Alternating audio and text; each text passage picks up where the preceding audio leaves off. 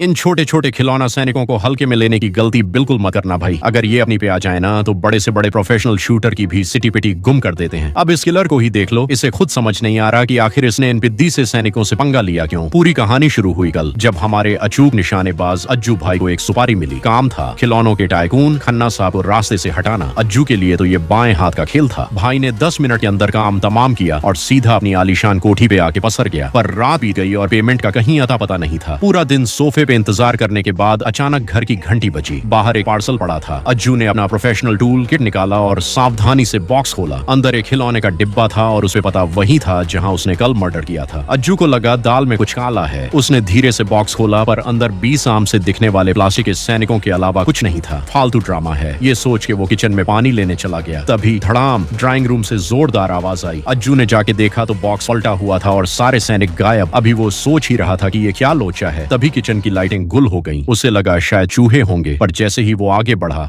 पैर में ऐसा दर्द उठा जैसे किसी ने सुई चुभो दी हो। खींच के देखा तो भाई वो तो एक छोटी सी संगीन वाली बंदूक थी। तभी सोफे के पीछे से खड़खड़ाहट हुई। अज्जू ने जैसे ही गर्दन झुकाई, सामने से अंधाधुंध फायरिंग शुरू हो गई। अज्जू की तो हालत खराब। वो दीवार के पीछे छुप गया। उसे समझ ही नहीं आ रहा था कि ये चल क्या रहा है। जैसे ही उसने सिर बाहर निकाला, फिर से गोलियों की बौछार। हार मानकर वो वॉशरूम की तरफ भागा और एक छोटा शीशा बाहर निकाल के देखा कि आखिर दुश्मन है कौन। पर भाई तभी एक छोटा सा रॉकेट आया और शीशे के परखच्चे उड़ा दिए। अब अज्जू का पारा 7वें आसमान पे था। वो अपने कमरे में गया, अपनी असली पिस्टल निकाली, उस पे साइलेंसर फिट किया और ठान लिया कि अब इन प्लास्टिक के खिलौनों को वो अपनी प्रोफेशनल स्टाइल